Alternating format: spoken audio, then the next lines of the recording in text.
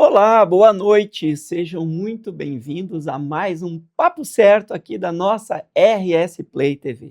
Eu sou Evanir Aguiar e o nosso programa, você sabe, é voltado para quem faz o Brasil acontecer. Aqui tratamos de temas de economia, gestão, empreendedorismo e você pode nos acompanhar aqui pelo 524 da sua Claro TV digital, também no YouTube do Papo Certo. Agradeço a grande audiência que temos tido pelo YouTube do Papo Certo, onde as pessoas podem compartilhar, rever os nossos programas, e também é possível acompanhar todas as novidades e saber quais os programas que vão ao ar de segunda a quarta-feira, através do nosso Instagram, papocerto.com.br. E hoje nós estamos recebendo duas convidadas muito especiais, que trataremos do tema do empreendedorismo gastronômico e cultural. Fiquem conosco.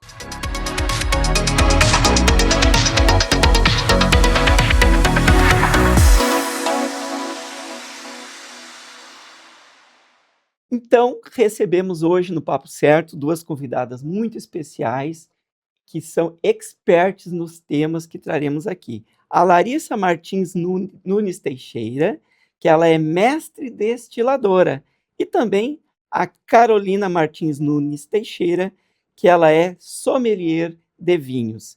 Elas comandam um modelo de negócio focado na valorização de produtos regionais, tradições brasileiras e na criação de experiências que conectam histórias e sabor. Muito boa noite a vocês, sejam bem-vindas ao Papo Certo. Por favor, pode se apresentar para o nosso público? Então, eu sou a Carolina Teixeira, sommelier de vinhos, sócia proprietária da Casa Vasco, junto com a minha irmã, e é um prazer estar aqui contigo essa noite.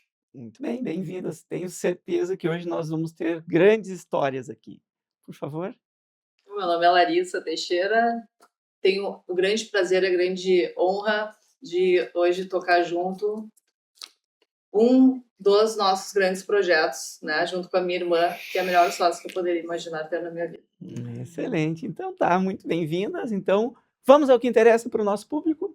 Como que iniciou, como surgiu a ideia de unir, então, um armazém de bebidas com o conceito de gastrobar cultural na Casa Vasco, Larissa? Bom, eu e a Nina, a gente já vem de outras profissões, mas cada uma no seu ramo, na sua área. E por hobby mesmo, por paixão, a gente foi atrás de conhecer e aprender mais sobre as bebidas que nos encantavam, né? Eu sou apaixonada por cachaça há quase 15 anos, desde a primeira vez que eu viajei pro Nordeste. E de lá para cá eu vim conhecendo muitos alambiques, né, trabalhando mais o sensorial da cachaça, valorizando mais a cachaça, aprendendo mais sobre cachaça. Daí depois eu fui fazer o meu curso de mestre destiladora justamente por questões de curiosidade, aprender mais. A gente nem idealizava até a Casa Vasco.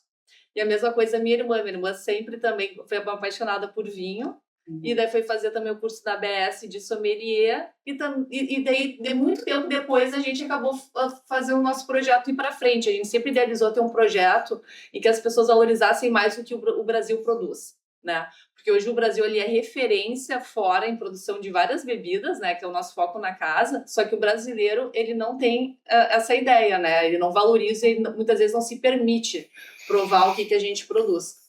Então, hoje, a Casa Vasco ele é um espaço de visibilidade, né, para esses produtores mostrarem como eles fazem produtos de excelência, né, e a gente não perde em nada para nenhum outro produto de nenhum outro lugar. Não, excelente. Eu acompanho alguns programas, na TV fechada por assinatura, e tem alguns programas interessantes sobre destiladores de uísque, que eu adoro seguir, aquela questão meio proibida, assim, mas tem toda uma técnica por trás, né? E também, recentemente, eu assistindo um programa desse, eu ouvi que a nossa cachaça brasileira, não é, ela é internacionalmente mais valorizada do que no próprio Brasil, né? Então, realmente, eu acho muito importante esse papel de vocês. Mas estamos também aqui trazendo histórias aqui para compartilhar com os empreendedores que nos assistem. Carolina, empreender em família não é fácil, né? Todos nós sabemos, né, quem tem, então, assim, membros da família na gestão do negócio. E como é que vocês, então, fazem essa gestão do seu negócio, separando, então, os papéis de cada um, fazendo a curadoria das suas partes? Perfeito. Bom, como a Mana falou, né, a gente veio de outras áreas, então a gente foi aprendendo muito juntas, né, a empreender, né?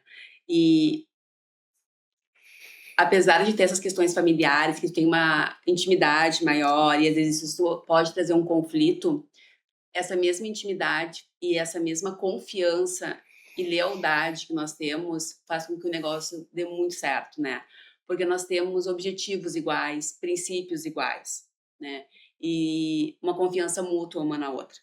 Então, a questão de dividir tarefas e cada uma ir para uma área específica no negócio foi muito a gente olhando para nós duas, se observando e observando uma outra e compartilhando o que cada uma tinha de mais qualidades para aquele determinada área, né? Uhum. Então acaba a Larissa, ela é muito criativa, ela é extremamente criativa, ela gosta de inventar, ela gosta de inovar.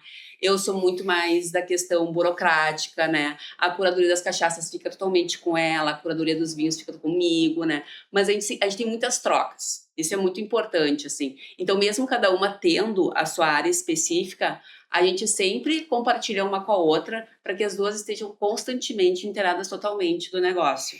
Uhum. E como é que é a divisão de vocês administrativamente? Eu fico mais com a parte burocrática, né? Então, eu fico com a parte de contábil, fornecedores, praticamente todos é comigo, pedidos também, contratos, a organização de pessoal, de escalas, tudo isso é comigo. Perfeito. A Larissa, ela fica mais com a questão dos eventos, questão da agenda, porque nós temos vários tipos de eventos constantemente na casa. Porque nós temos desde eventos de degustações até música ao vivo. Então, tudo isso fica com ela também. Então, a gente uma parte de marketing, divulgação. Então, a gente consegue no dia a dia se dividir super bem, acaba não ficando tão pesado para nenhuma das duas. E quando uma acaba ficando com um pouco mais de sobrecarga, a gente sempre está conversando também para a outra, de repente, né, Ajudar. assumir um pouco. Essa é uma vantagem, né, dessa relação tão próxima. Sim, sim. Excelente, Com parabéns. certeza. E é necessário, ou foi necessário, chamarem pessoas de fora para eles auxiliarem em algum momento? Eu acredito que a gente sempre precisa de apoio de especialistas para áreas que a gente não tem expertise. Então, quando a gente iniciou a Casa Basto, que era um projeto totalmente novo, que a gente nunca tinha sido empreendedoras ainda, a gente, por exemplo, precisou de auxílio, por exemplo, de arquiteta, de PPCI, para ver o local. A gente precisou de auxiliar também questão da vigilância sanitária, para a questão do revestimentos internos, né? Contador também, para a questão de tanto alvará de funcionamento, quanto também no dia a dia, né? Então, assim, a gente precisa de pessoas. Mas um recado que eu vou deixar aqui é que mesmo você não sabendo, não sendo a sua área específica, né? Por exemplo, não é minha área, arquitetura, não é nossa área, a questão de PPCI, não é a nossa área também, questão contábil, é sempre revisar. Tem que participar, Sempre se tem que envolver. revisar, sempre tem que se envolver, porque não teve nada até hoje que chamou de revisar. E Importante. que não tinha algum erro. Alguma questão ali. É, Não tem que ser. o olho do dono, né? É sempre importante. Então, sempre tem que revisar, assim, porque a gente teve questões, assim, desde o início, da gente chamar pessoas, porque a gente precisa, né, até técnicos e tudo mais, mas sempre precisou de revisão. E é sempre, né, até hoje eu tenho que revisar todas as folhas de pagamento, tenho que revisar tudo, porque alguma coisinha às vezes passa ali e tem que ser revista. Aí você imagina a sommelier tendo que fazer esse trabalho, mas isso faz parte do papel do empreendedor. É que sabe o que acontece? Eu acho que tu tá falando de também voltar para a questão administrativa financeira, né? Sim. Não, a gente nunca teve ajuda de fora, tá? Porque nós tivemos uma educação financeira desde pequena. Então, isso a gente percorre toda a nossa vida organização, cada uma com a sua organização financeira, e isso aí, nosso conhecimento da vida, a gente levou dentro para Casa Vasco, né? Então, hoje, a questão nossa, a gente tem uma saúde financeira boa na casa, mas é a gente que administra. Muito bem, excelente. E eu acho também, todo o aprendizado que a gente adquire ao longo da vida ajuda muito nesse sentido, né? Então, assim, eu venho de formações que me auxiliam bastante de ter um olhar um pouco mais técnico em relação a isso, né? Eu sou formada tanto em direito, né? Sou advogada, quanto eu também sou formada em contabilidade. Olha aí. Então, acaba que isso acaba tendo um olhar mais técnico. A gente vem de áreas também que sempre primaram por organização, por prazos, pontualidade. Então, isso acaba que a gente traz para a vida do empreendedor também. Sim, entendi. Perfeito, excelente. Larissa, vamos falar um pouquinho do seu nicho, aquilo que tu és excelente, que é esse mercado, então, das cachaças artesanais, regionais. Como você enxerga o potencial desse mercado para a economia? Olha, é algo que vem aumentando. Eu acho que a nível federal mesmo já vem se impulsionando medidas para fazer com que tenha mais visibilidade os produtores de cachaças aí, familiares e de alambique do Brasil, né? Então, eu acho que é um mercado que tem muito para crescer, muito para explorar, porque o brasileiro está começando a entender que a cachaça é um produto de excelência, é um produto muito bom, é um produto que tem que ter um lugar dele de direitos, né? Que é o lugar de uma boa coquetelaria, de tu apreciar, degustar, né? Eu acho que tem um mercado grande aí pela frente ainda para gente explorar, tanto no Brasil quanto fora, né? Hoje a gente exporta muito pouca quantidade de cachaça de alambique no Brasil, né? Se exporta geralmente cachaças industrializadas, né? Industrializadas. Porque é bem difícil tu conseguir exportar as de pequeno produtor. Sabes que eu sou dali da região, sou torrense, né, de Torre, então marisqueiro, e nós temos a cachaça de excelência, aquela cachaça azulada daquela região. E o meu bisavô, avô Júlio Ireno, ele tinha os alambiques, eu me lembro até hoje, tinha aqueles alambiques de cobre, assim, né, lá no pé do morro, onde ele plantava as canas e fazia a cachaça ali naquelas, enfim, aquelas, como é que é o nome daquele destilador, né? Destilador, alambique de cobre, lindo. Ah, uma tristeza quando o vô faleceu, infelizmente, mas a família não deu continuidade, aquilo veio abaixo, mas ele remete, assim, também às tradições da minha família, porque nós temos essa questão da regionalização, e a cachaça dessa nossa região ali de Torres, hoje Morrinhos do Sul, né, aquela região é muito valorizada também. Muito, muito. O que tu viu, aquilo ali é justamente quando a gente fala de cachaça de pequena produção, produção familiar, pequena produção, é justamente alambique de cobre, é isso aí. Quando tu produz em outros tipos de alambiques, que são outros tipos de destiladores, né, que são de larga escala, já não é naquele perfil que tu tem que tu remete à tua família. Então, é outro tipo de padrão, é outro tipo de bebida que tu tens, tá? Então, essas aí que tu falou em alambique de cobre, as que a gente trabalha na casa, né? Então, que o sensorial é comparável. Então, A gente tem cachaça de todo o Brasil, assim. eu era muito jovem quando eu ia até a casa do Dindo, nós chamávamos ele, era o Dindo da minha mãe, mas todo mundo conhecia por Dindo. Então eu ainda tenho aquele cheiro dele fazendo aquela produção, é incrível isso, olha, faz mais de 40 anos. Mais de 40 anos e remete àquele momento ali tão importante ali da vida e da família, porque era um ganha-pão também, né. Então era um ganha-pão da família, né, não era apenas para bebida, né, para consumo próprio, era um ganha-pão, era realmente muito importante. Agora vamos falar um pouquinho com a Carolina sobre o mercado de vinhos, né. O nosso mercado de vinhos, nacional e regional, ele é muito competitivo, felizmente, né, porque a competição ela eleva a qualidade, a gente sabe disso, mas qual é o principal diferencial da curadoria que vocês têm para se destacar? Perfeito. O principal diferencial da nossa curadoria é que nós trabalhamos apenas com pequenos produtores familiares, locais, regionais, e alguns do Brasil. Que daí nós Também entramos numa questão mais de questão de tributos e tal, como é de outro estado, né? Mas a nossa casa ela é focada em pequenos produtores. O que isso agrega de valor, né? São muitos microlotes, então são poucas garrafas que se faz de cada vinho.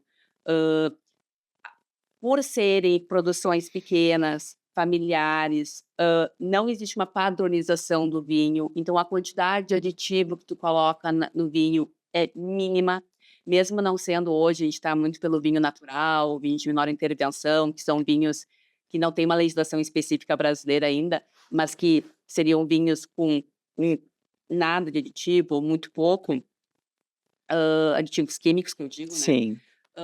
O fato de só ser já pequeno produtor e o nosso público hoje entende que o vinho ele é um produto que ele vem da uva, que é uma fruta, e que dependendo de cada ano, de cada safra, ela muda. Não é uma receita industrializada, Uhum. né? Então, não tem como um vinho de uma safra, de um ano, ser idêntico ao vinho de outra safra, porque nós temos aí o tempo, o clima, as intempéries, né? Várias questões que fazem com que de um ano para o outro, naturalmente, a bebida mude, né? Uhum. E quando nós temos, então, um vinho industrializado, dependendo da quantidade de aditivos que tu coloca ali no processo enológico, tu padroniza. Então, tu toma 20, 30 anos o mesmo vinho. É impossível isso acontecer quando tu tem um vinho que não tem tantos aditivos. Então, a principal diferencial que nós temos ali na casa são rótulos totalmente exclusivos, de pequenos produtores, produtos de excelência, né? Nada na casa ali entra se não for no mínimo excelente, né?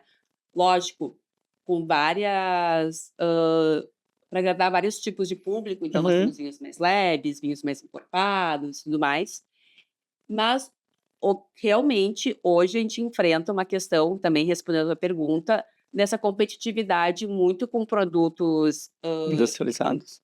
industrializados e também estrangeiros, que acabam chegando aqui no Brasil a um valor, muitas vezes, mais acessível do que o nosso próprio produto nacional, Sim. né?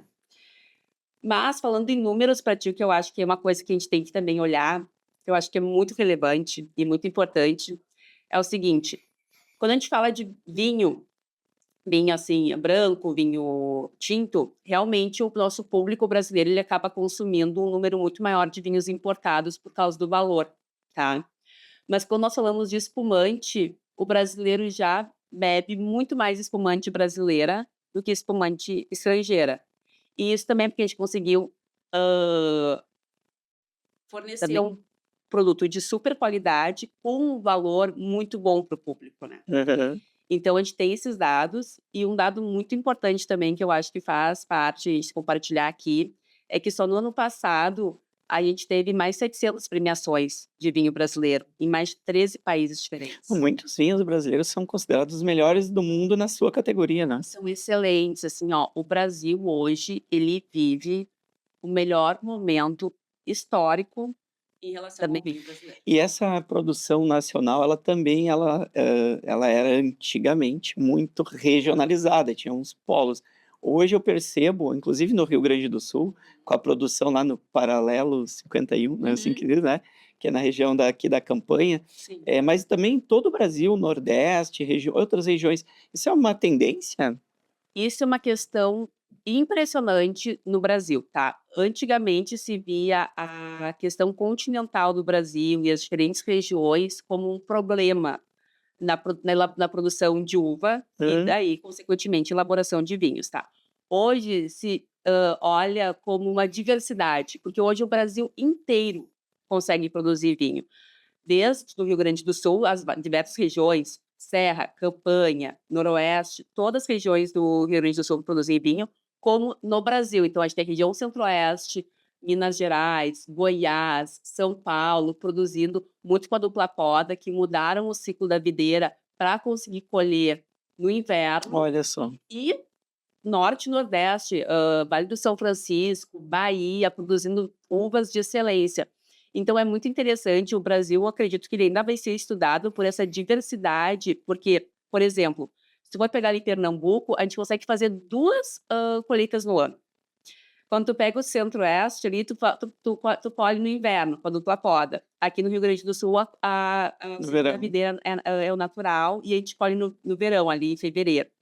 Então, o Brasil, por ter essa diversidade e por também a gente conseguir ter esse olhar do que cada cada território, cada insolação diferente, ele permite em relação a qual uva se adapta melhor, e o que pode ser naquela região, feito, né, para produzir e colher, tem feito do Brasil ser um país a ser estudado pela sua diversidade na produção de uvas, na questão agrônoma também, né, e na enologia, assim, é bem interessante isso aí. Excelente, não, eu fico muito feliz de E ver todo esse aca desenvolvimento, E né. acaba que a gente tem, então, no mesmo país, produtos completamente diferentes, né. Mas E complementares. totalmente complementares, assim. E aí, então, hoje, a gente ainda é muito conhecido aqui no Rio Grande do Sul como o polo do vinho, né, da produção de vinho, ali na serra, principalmente, Sim. né. Mas a campanha está despontando e diversas regiões do Vinhos Brasil muito estão bons. muito, muito, muito à frente também. Excelente, excelente. Realmente é um mercado que só tem a se desenvolver cada vez mais, né.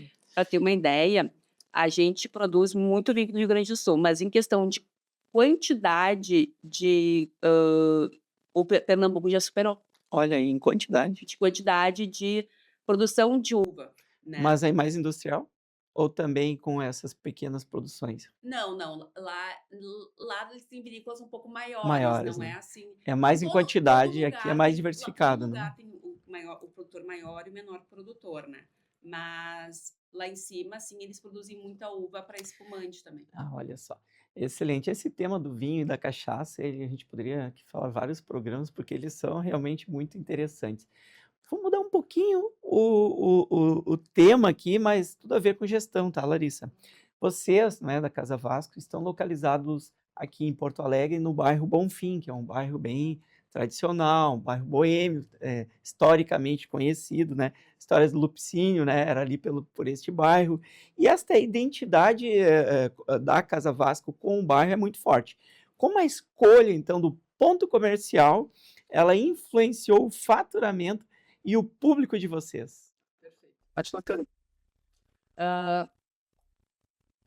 Para a gente iniciar o nosso negócio, a gente teve vários fatores que eram inegociáveis, né? E para a gente reduzir ao máximo os fatores de risco do nosso negócio. Certo. Né? Então, ela tem uma localização muito boa. Então, ali o Bonfim já estava há 4 anos atrás, que foi quando a gente pegou a casa ali, né? A Nina já estava numa crescente, assim. Sempre foi um bairro bem boêmio e tal, né? Mas ele vem crescendo mesmo assim. Então, uma localização muito boa ali, não existia ainda aquele ponto, né? O principal corredor da rota gastronômica ali no bairro ainda era Fernandes Vieira, até o Brasco. A gente encontrou essa casa um pouco mais à frente, ali quase esquina com a Felipe Camarão. Então, uma localização ótima, né? Ótimo. Seria só uma questão de tempo das pessoas enxergarem a Conhecerem, gente. criar o ponto. Vocês criaram este Criaram ponto, então. É uma região que tem muito pedestre, passa muitas pessoas, então é um comércio de pedestres intenso, de carros, não tem Visibilidade. o tempo inteiro passando ali, e daí congestiona e tem visibilidade, passa e olha o lugar. Então, um ponto bom, uma boa localização, uma boa rua, espaço interno e externo também. Porque não dá, pelo nosso clima, não dá pra gente depender só de espaço externo. E às vezes tu tem muitos bares, alguns lugares assim, tu tem um espaço externo. Então, pra gente é também muito importante ter um espaço externo, porque o Porto Alegrense gosta de ficar na rua. Com certeza. Né? Gosta da calçada, então a gente teria que ter esse espaço na calçada, mas também teria que ter esse espaço interno nos dias de chuva ou os dias mais frios que as pessoas quisessem se recolher. Então, localização, espaço interno e externo, e também uma questão da gente depender ou não depender de pagar aluguel. Isso também é uma questão bem importante para nós, né? Então, reduzir ao máximo a nossa dependência e a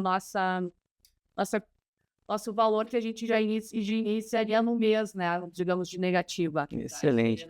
Olha, a Larissa trouxe aqui tantas informações aí que a maior parte dos empreendedores passam por isso. Né? A necessidade de definição do ponto, qual a estratégia para escolher esse ponto. Você trouxe vários itens importantes aqui. Se é um local que vai ter o seu público, questão de custo, a própria plano diretor, né, da cidade, se é autorizada essa atividade naquele local, questão de custos, excelente. Eu acho que por isso que está sendo um sucesso.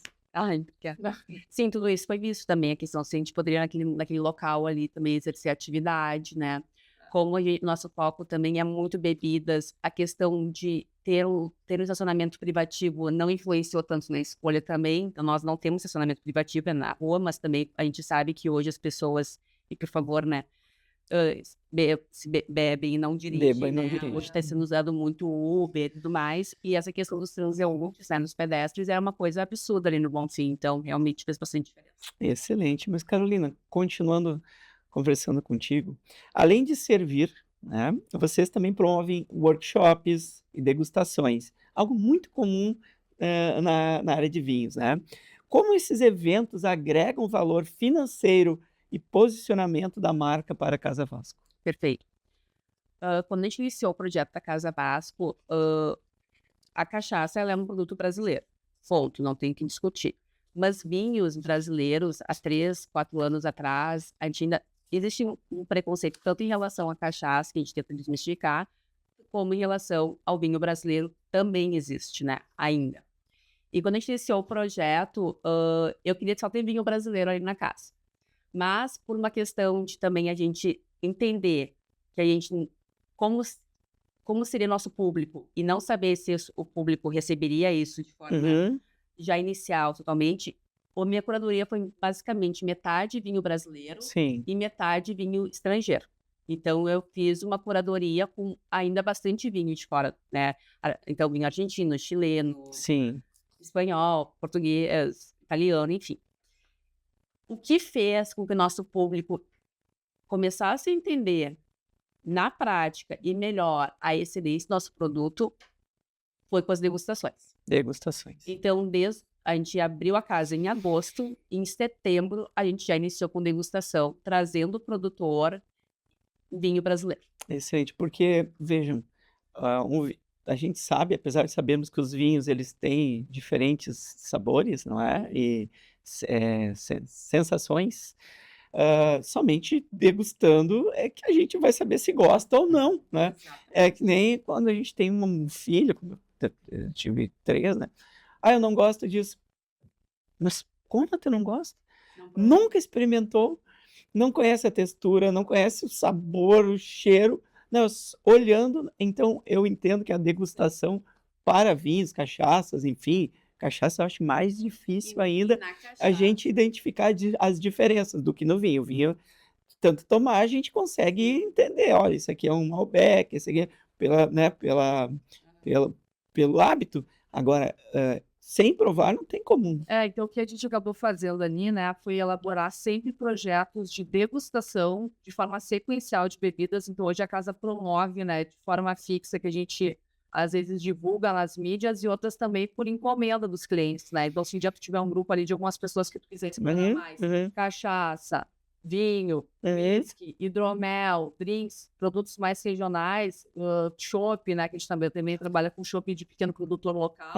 A gente tem essa experiência para te dar, né, de uma forma mais lúdica, né, mais descontraída, mas também com aquele repertório de um conhecimento que nós carregamos, que a gente tem, de uma pessoa que entende daquilo que está falando, daquilo que está entregando. Então, junto disso, daquele momento de descontração, a gente ainda vai explicando o que tu está tomando, da onde vem, como é que é produzido, como é que é feito. Então, workshops nesse sentido e eventos de degustação também com harmonização, outras coisas também. Alicia, tu trouxeste aqui para nós outras bebidas destiladas. Isso. Que são nacionais, eu acredito que de excelência algumas. Pode trazer para nós um pouco mais desse seu conhecimento sobre estes outros destilados nacionais? Claro.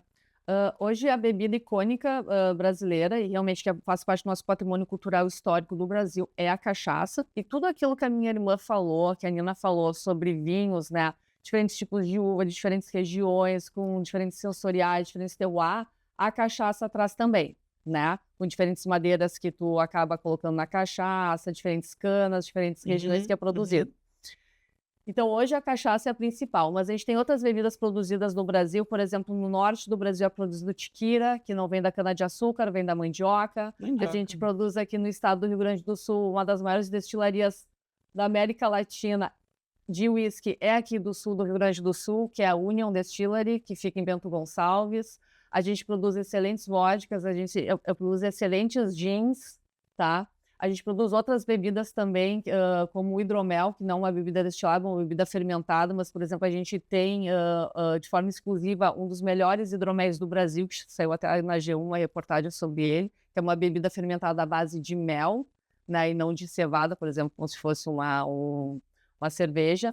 Então, hoje o Brasil produz muito bem aqui no estado muitas bebidas destiladas, além da cachaça, e que são E a própria maravilhosas. cachaça, me permita, Aham. ela tem diferentes composições. Aham. A gente pode dizer que uma cachaça, Uhum. olha, eu sou um ignorante Aham, no tema, tá? aham. De caju é uma cachaça? Não, daí não é. Pois então, às vezes eu Aham. leio e já consumi Sim, a cachaça de caju. sim, até é bom tu falar isso. É que o que acontece? O pessoal tem tem um padrão de associar e fazer como sinônimo cachaça de destilado. Sim. É cachaça de uva, é grappa, por exemplo, que é outra bebida Que é outra maravilhosa nossa, que é a grappa, que vem da nossa herança italiana, Sim. que é um destilado feito da casca da uva, né? Então não é uma cachaça de uva, não. É um destilado feito da Chamado casca grappa. da uva, chamado grappa. Cada bebida, com a sua origem, com a sua matéria-prima, vai ter um nome final, né? Então a cachaça é o quê? A cachaça é uma bebida feita a partir da cana-de-açúcar, que fica com um teor alcoólico final, depois da sua produção, da sua destilação, de 38% a 48%, e tem que ser produzida em território brasileiro. Eu tomei uma cachaça do Paraguai. Não, tu tomou uma aguardente de cana-de-açúcar do Paraguai, porque Cachaça brasileira. cachaça é só brasileira. Então, em várias regiões do mundo se produz aguardente de cana-de-açúcar, mas cachaça só no Brasil, Excelente. tá? Muito Mas uma bem. questão também que as pessoas às vezes colocam nessa questão de cachaça de caju, Uhum. às vezes é um licor E à claro, base de De cachaça. cachaça A base com de cachaça com caju, mas daí é um licor. licor de caju. Isso. Daí E teria se que... usou como base cachaça. Isso aí. Muito bem. Quero aproveitar aqui e fazer um agradecimento especial aos nossos apoiadores aqui do nosso Papo Certo. Então, a Fortus Group, com a solução 360 para a gestão de negócios, com as suas atividades de contabilidade, recursos humanos, consultoria financeira e outras soluções. Também o Fortus Hub, o software para empresas de serviços que auxilia na gestão financeira, controle de contas a pagar, receber, emissão de boletos, notas fiscais, e também o agradecimento ao Sindiconta, o Sindicato dos Contadores do Rio Grande do Sul. Aproveito nesse momento também, quero fazer um agradecimento especial pelo apoio que tivemos até este programa do nosso produtor Marcelo Guerra. Marcelo, desejamos muito sucesso para você, muito obrigado pelo apoio recebido por ti até hoje, e dar as boas-vindas à nossa nova produtora, Amanda de Oliveira, né, que estará conosco aqui no Papo Certo, então, nos apoiando aqui daqui para frente. Então, Larissa, qual foi o maior desafio financeiro ou operacional que vocês enfrentaram no início do negócio e como superaram? Sempre foi colaboradores, tá? Desde o início. Sempre o nosso maior desafio foi os colaboradores, foi encaixar uma equipe séria, pessoas que vestissem a camisa, né? E que entendessem como eu e a minha irmã a gente funciona para levar o projeto, para levar a casa, né? Porque o nosso estabelecimento é um estabelecimento que proporciona para os clientes alegrias, distrações, é um local de confraternização, mas para os clientes, não para a Certo. equipe, Certo. né? Nós estamos ali para trabalhar, eu e minha irmã estamos trabalhando ali, a equipe está trabalhando para entregar um momento de confraternização e de alegria para os clientes, né? Então, os nossos colaboradores entenderem como é que a coisa gira ali, a nossa seriedade em como a gente olha para o nosso projeto, em como a gente olha para a nossa empresa, com um olhar de empresa, né?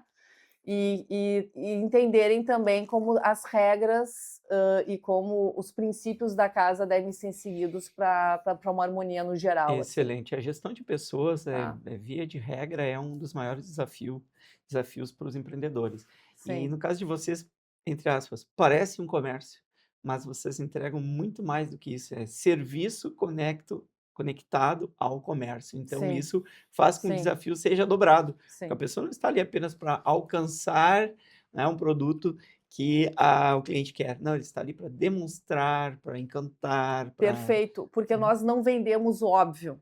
Desde que a gente abriu, a gente não Verdade. vende o óbvio. Ele não se vende sozinho. A gente não tem carta de vinhos, por exemplo, na casa, pelo que a minha irmã comentou de microlote. A gente não tem como ter uma carta de vinho, porque hoje tu vai lá, tu tem aquele vinho na nossa estante, e daqui um mês não vai mais ter. A gente não tem como manter um padrão, né? Então, os nossos colaboradores, eles também precisam entender daquela bebida, precisam compreender de onde ela vem e fazer a venda E como verbal. é que vocês fazem, então, essa capacitação da equipe, esse treinamento para que as pessoas que entram lá, né, na Uhum. casa estejam preparados para receber ali os clientes? Primeiro, os nossos colaboradores, no geral, que entram lá, as pessoas que estão conosco, inclusive hoje, né, eles são muito curiosas, são pessoas inteligentes, pessoas curiosas, pessoas engajadas e querem aprender mais. Então, sempre quando a gente recebe um produtor, sempre quando a gente recebe produtos novos, a gente explica, a gente dá para os funcionários, para os colaboradores provarem, degustarem, e a gente explica daquilo que eles estão saboreando. Então, sempre existem esses treinamentos, né? Uhum. Então, eu faço treinamento de destilados com eles, para eles entenderem de onde vêm os destilados, as diferenças dos destilados, depois de cachaça, para entender os diferentes tipos de cachaça. A minha irmã faz dos vinhos, né? Faz com os produtores vêm, a gente senta, a gente conversa, a gente explica. Então, eles estão cada vez mais criando um maior E repertório, né? participam também na E seleção dos participam. produtos que são oferecidos para a Casa Vasco? Não, isso Então, não. isso Não. fica com Isso vocês, que são é. as experts. Isso. Toda a seleção de bebidas é feita por nós, toda a compra da bebida é feita por nós. 100%. Administrativamente, a seleção, todos os drinks são desenvolvidos por nós, a cardápio de comida, mesma coisa, porque a gente consegue entender e integrar tudo para depois, inclusive, reduzir desperdício, reduzir outras coisas, né? Sim, Claro que sim. no decorrer desse tempo a gente foi entendendo também o que os nossos clientes gostam, o que eles procuram, né? Isso também foi acabando também afunilando mais, né, Nina? A Total. nossa linha de pensamento também, né? Excelente. E como vocês utilizam, então, as redes sociais, né, para atrair e fidelizar os seus clientes? A gente coloca muito nas redes sociais a nossa agenda da semana, Uhum. né? Então, para os nossos clientes saberem o que a gente vai ter, porque a gente trabalha com muitos eventos também, ou promoções, ou algum produto novo que chegou na casa, né? Então, as nossas redes sociais, elas são um meio que nossos clientes têm de saber o que vai acontecer todos os dias na Casa Uhum. Vasco. Ali também a gente coloca alguma coisa nova, mas eu acredito que o nosso principal ponto de cativar os clientes é no próprio atendimento, tá? Uhum. É a experiência dele no dia a dia que cativa ele e que faz com que ele daí nos siga nas redes sociais e busque retornar em algum dia especial. A gente entende que a Casa Vasco ela entrega experiência, né?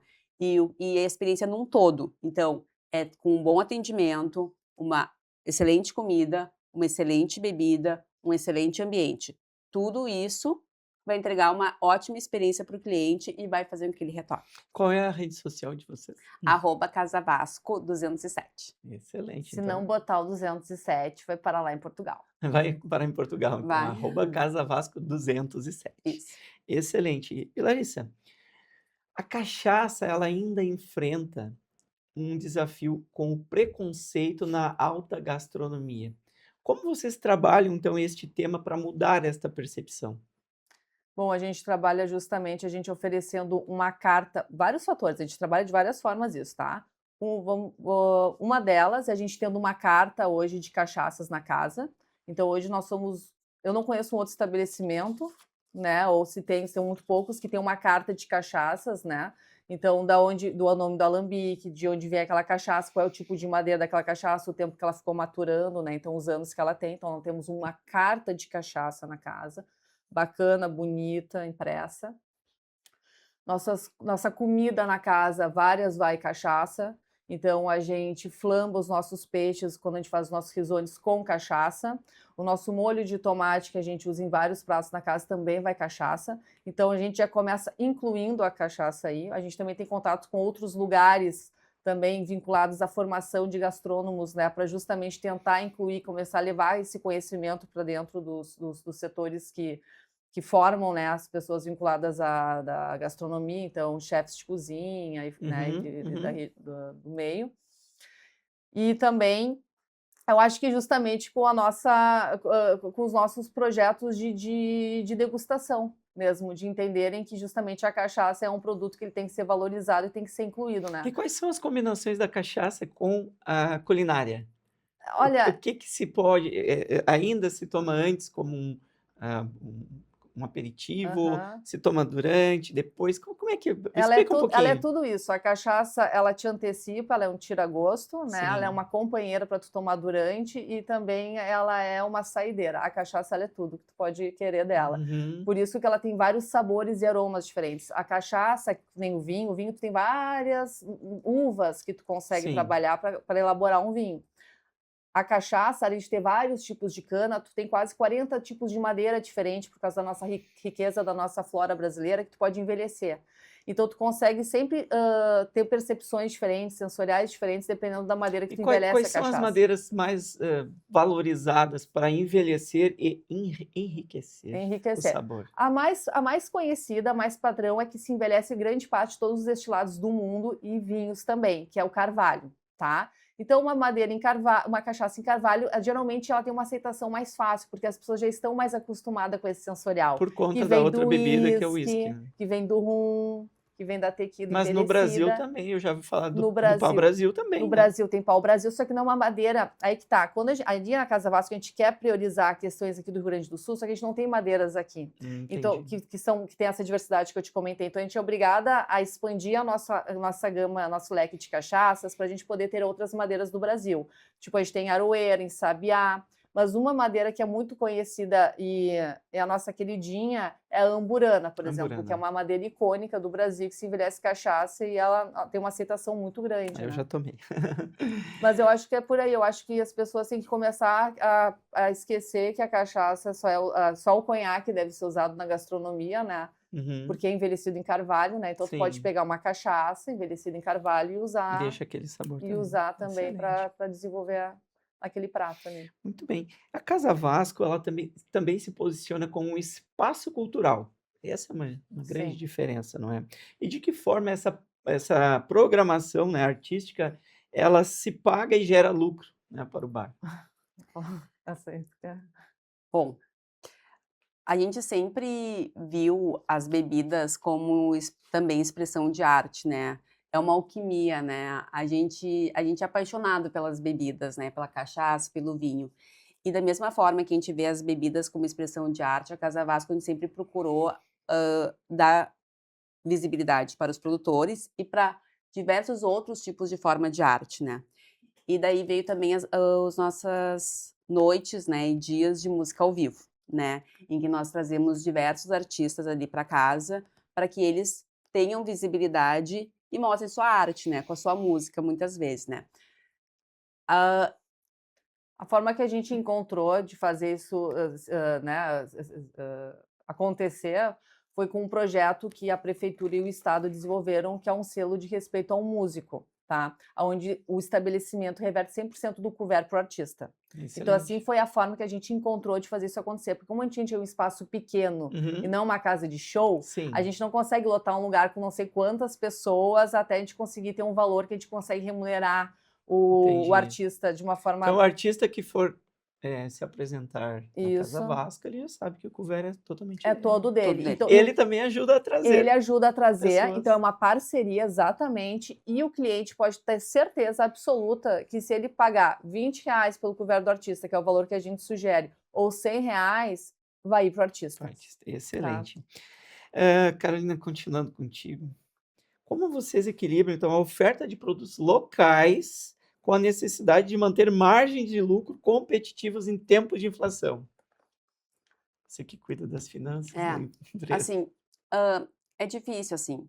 Hoje a gente entende o valor médio que o nosso cliente paga por cada produto, né? Que foi também algo que a gente foi adquirindo ao longo do tempo, entender qual produto o nosso cliente busca mais. Nós temos também uma questão muito importante, eu acho, de falar aqui, que como nós trabalhamos com diversos tipos de bebida, então cachaças, vinhos brancos, vinhos tintos, espumantes, vinhos mais leves, vinhos mais encorpados, drinks, chopp. E nós estamos em Porto Alegre, que é um local em que nós temos todas as estações, né, do ano, né, muito frio, muito calor, estação mediana ali. A gente também tem sazonalidade no consumo das bebidas na casa, Olha aí. né? Então a gente sabe que no verão vai sair muito drink leve, vai sair muito mais chopp, vai sair muito mais espumante e vinhos leves. É padrão. Ai, Carol, não tá saindo quase vinho tinto. Gurias, tudo bem, né? Meus colaboradores falam, Gurias, é O vinho assim que não vence, né? funciona. É assim que funciona. Agora, chegando mais pro inverno, pro friozinho, é vinho tinto, é vinho mais encorpado, né? Já o chopp não sai tanto, drinks mais intensos, né? Então, faz parte, a gente observou esse tipo de transformação no consumo, Uhum. dependendo do nosso tempo, da nossa estação, Sim. e isso faz parte. Então, a gente consegue, com isso, também medir as compras, né? A questão do estoque, a gente é diária, a contagem do estoque, né? A gente não faz pedidos muito grandes, né? A gente tem um controle muito grande de não ter um estoque muito elevado de bebidas para não ter que fiquem estocadas, né? Então a gente tem um giro de bebidas, a gente vai pedindo conforme Porque é um custo necessidade. elevado de manter um estoque desse. né? É um custo bem elevado. É um É. custo bem elevado. É. E a saída não é seguida, né? Não. Como vender pão, né? Que sai Não, todo e dia. tem aquilo coisas ali, que ficam. Exatamente. Tem outra, uma curiosidade também, só para te falar, em relação a como a gente trabalha também, em relação às finanças com os nossos fornecedores, tá? Acho que é importante falar, não é todo mundo consegue fazer isso, mas a Sim. gente não parcela as coisas, não joga as coisas para frente, tá? A gente paga sempre antecipado, tá? A gente tem um cuidado em não fazer contas e não fazer dívidas. A gente só compra se a gente tem um recurso. Tá. Excelente. Larissa, então, continuando contigo. Para os empresários que estão nos assistindo, qual é o segredo para criar uma experiência de cliente que gere fidelização imediata? Eu acho que É o segredo do negócio. acho que é a questão do que a minha irmã falou, é tu ter um diferencial de produtos que tu entrega, mas o atendimento ser muito encantador, ser muito bom. Eu acho que a experiência do cliente ali tem que ser ótima, né? Às vezes alguma coisa pode falhar, né? O prato da comida pode ter vindo um pouco diferente, a bebida não era exatamente aquilo que ele queria, mas eu acho que o ambiente estando agradável e as pessoas ali fazendo a diferença, entender o que o cliente quer e tentar proporcionar a melhor experiência para ele, eu acho que isso faz a diferença total. Excelente. E, Carolina, como vocês analisam o comportamento, então, do consumidor porto-alegrense? Vocês acreditam, e talvez isso se reflita para outros locais aqui do estado e do Brasil, vocês acreditam que o consumidor ele está mais disposto a pagar um valor maior para aqueles produtos que têm uma história por trás? Com certeza. Sim. Um dos nossos grandes objetivos quando a gente traz o produtor, faz essa conexão entre o produtor e o cliente, ou também traz o produtor para fazer um treinamento com os nossos colaboradores, ou a gente passa a história daquele produto para os nossos colaboradores passarem para os nossos clientes, é a história. O cliente, ele gosta de entender o que está por trás daquilo ali. Uma coisa que a gente sempre fala é que a gente mostrar para os clientes, para os consumidores, o trabalho que está por trás de cada garrafa, a história que está por trás de cada garrafa, que às vezes a gente toma ali uma garrafa de vinho, vou dizer assim, em 1, 2 horas, quanto tempo ela demorou para estar naquela mesa, né? Ali o plantio da uva, a colheita, o processo de vinificação, mais o estágio em uma barrica ou não, mais o tempo de garrafa, quanto tempo aquilo demorou e o custo, né, daquele tempo para estar ali naquela mesa, né? Então, a história que está por trás de cada garrafa, contar a história do produtor, falar de onde veio aquele produto, faz muita diferença na hora do cliente escolher o produto. Às vezes tu acaba criando mais afinidade com o outro produto e fala mais daquele produto, é o que tu vende, né? Então, por isso que a gente busca sempre falar de todos os produtos para os nossos colaboradores, que eles experimentem. Quando o colaborador experimenta o que ele está vendendo, faz total diferença também na venda, porque ele sabe exatamente o que ele está vendendo, né? Isso tem conexão com a minha próxima pergunta.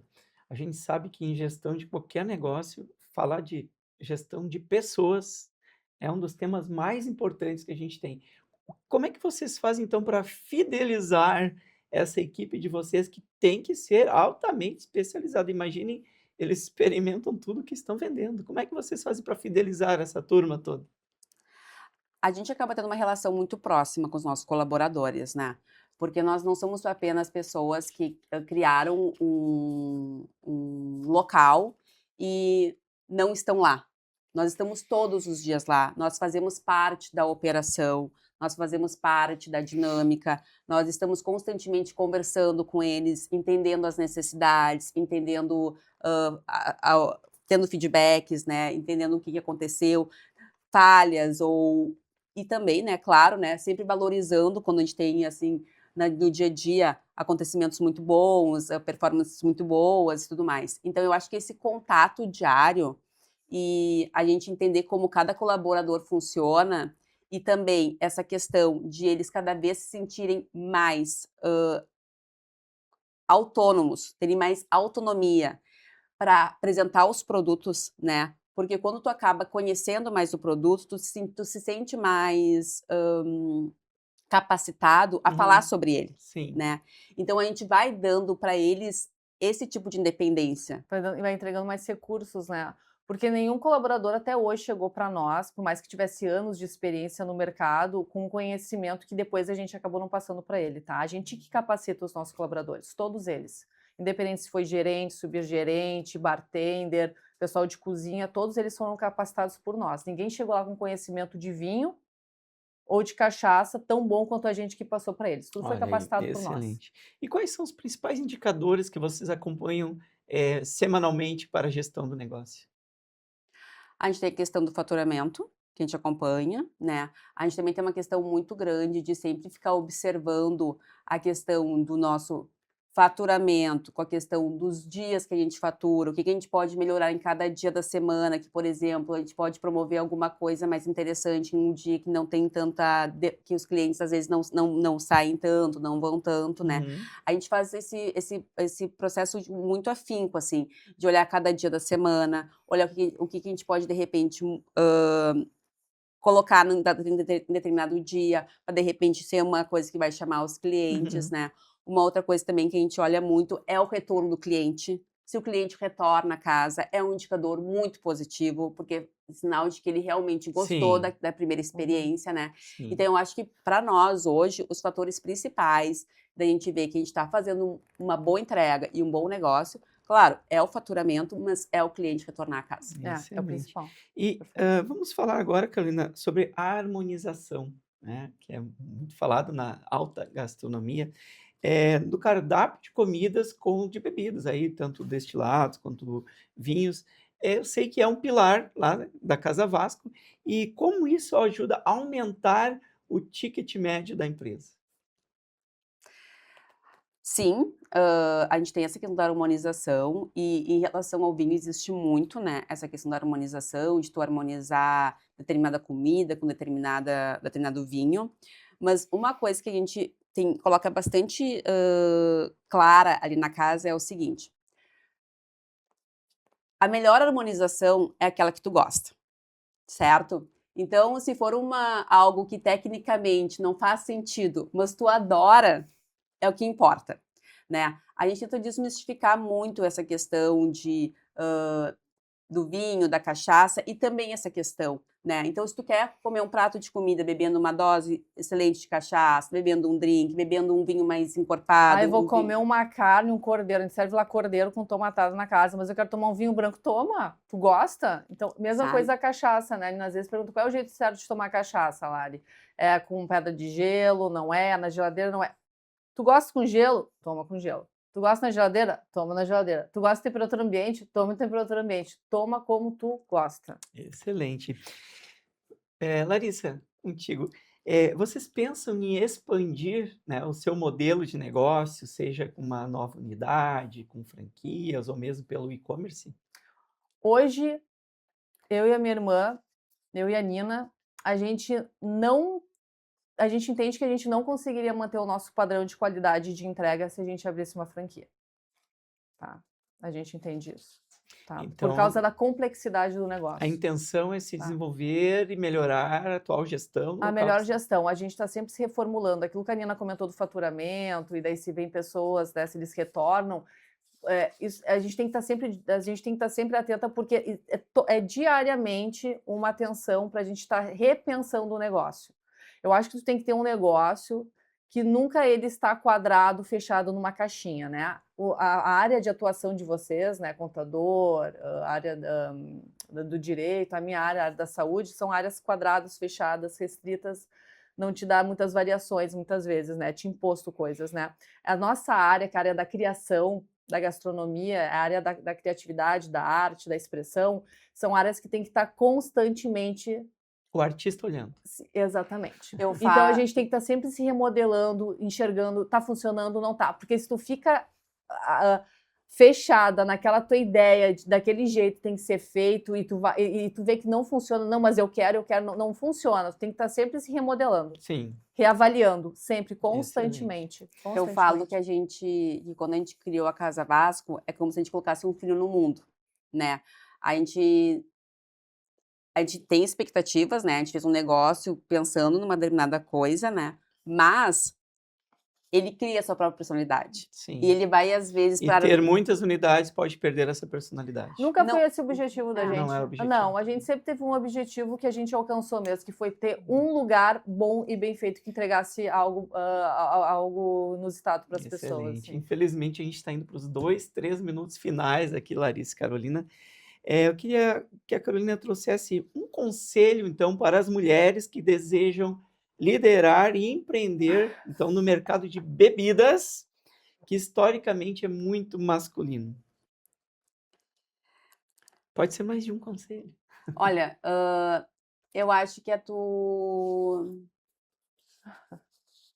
Eu acho que o maior conselho que eu posso dar para mulheres que querem estar nesse meio, tanto dos vinhos, que hoje mais mulheres já estão nele, né? Mas na cachaça são pouquíssimas mulheres, né? Uhum. É a pessoa ter consciência do conhecimento dela e se impor.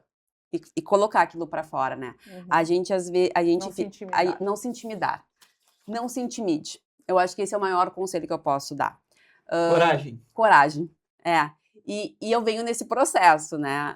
Eu acho que isso é uma coisa que a minha irmã, ela me traz muito, assim. Ela tem muito mais essa personalidade de ter mais imposição, de ser mais pra frente, de ser mais dona de si, assim, e de saber que sabe, assim, né? Eu tô aprendendo com isso, né? E eu acho que nesse mundo onde a gente é tão engolida, a gente ter e saber que a gente tem voz e colocar para fora e saber que a gente vai errar e tá tudo certo, e a gente vai falar alguma coisa que talvez não faça muito sentido naquele momento, mas a gente tá disposta a falar, a errar, e a gente ter coragem e de seguir, porque eu acho que é um caminho sem volta. As mulheres, elas têm uma questão mais delicada, um tino mais fino, e nas bebidas não é diferente. A gente procura nuances que eu acho que tem tudo para dar muito certo. Muito bem, Larissa, sua mensagem final para nós, então, para quem nos assiste, aqui os empreendedores. A minha mensagem final para os empreendedores é que, olha, coragem, né, e que persistência. Eu acho que essa é a principal palavra, persistência.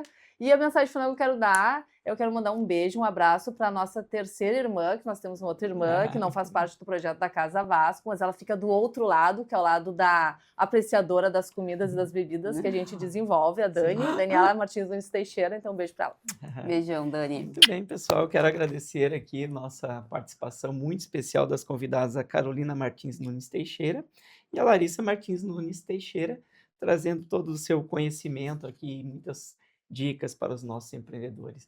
Muito obrigado pela participação de vocês. A gente agradece. E quero deixar aqui um agradecimento muito especial a você de casa, você que nos assiste e acompanha pelas redes sociais, por terem nos acompanhado até aqui. Não percam os próximos episódios aí, então, do nosso Papo Certo. Boa noite.